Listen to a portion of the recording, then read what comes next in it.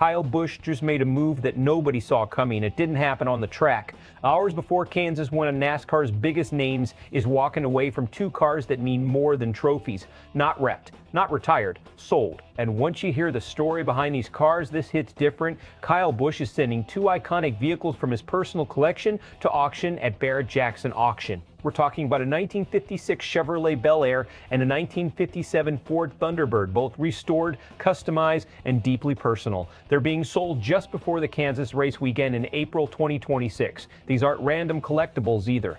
These are cars tied directly to Busch's family milestones moments that go way beyond racing.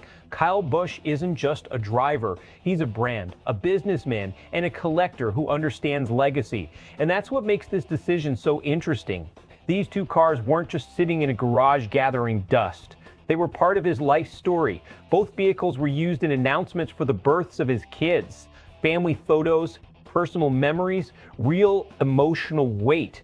So why now? Busch says it's about space his collection has grown and something had to go. But let's be honest, when drivers start clearing out crown jewel pieces, it usually signals something bigger, either a shift in priorities or a new chapter entirely. And timing matters. This isn't off season. This is race week. That tells you this decision wasn't random. It was calculated. This move is less about cars and more about control. Kyle Busch is known for being precise, calculated, strategic. You don't just wake up and sell emotionally valuable assets unless there's a reason behind it.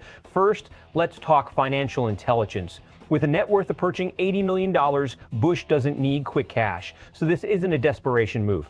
Portfolio management. High-end collectors rotate assets all the time, especially when values peak at events like Barrett Jackson. Second, brand positioning.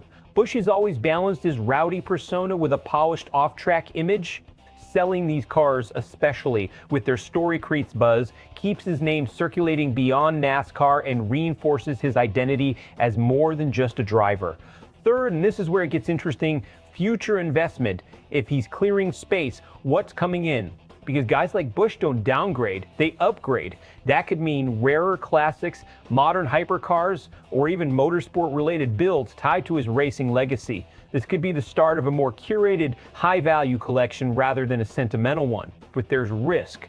Letting go of emotionally significant items can backfire, especially if fans feel like he's disconnecting from the personal side that makes him relatable. And inside the garage, moves like this subtly signal focus. This is a driver narrowing in, cutting distractions, streamlining. That's not random, that's competitive mindset. Fans are going to be split on this. Some will respect it. They'll see a veteran making smart, disciplined decisions on and off the track. Others, they're going to feel it because to them those cars weren't just metal and paint, they were part of Busch's story. Selling them feels like closing a chapter. Media analysts will likely frame it as maturity, evolution, the next phase of Kyle Busch. But there will absolutely be chatter about timing. Why now? Why race week? Because in NASCAR, every move on track or off gets dissected. This becomes a power move. Busch reinvests, sharpens his focus, and uses this moment as fuel.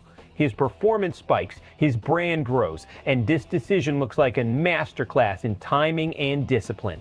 The cars sell big, the story gains traction, and everything aligns. It becomes a distraction. Fans question the decision, media narrative shift, and it adds pressure during a crucial stretch of the season. If results don't follow, suddenly this looks like a misstep, not strategy. And emotionally, letting go of those memories might hit harder than expected. So here's the real question. Did Kyle Busch just make a smart, calculated move, or did he give up something you can't replace? Because in racing, you can rebuild a car, but moments, those don't come back. Drop your take in the comments, and if you want real analysis like this every race week, hit subscribe to SPORTSWIRE USA.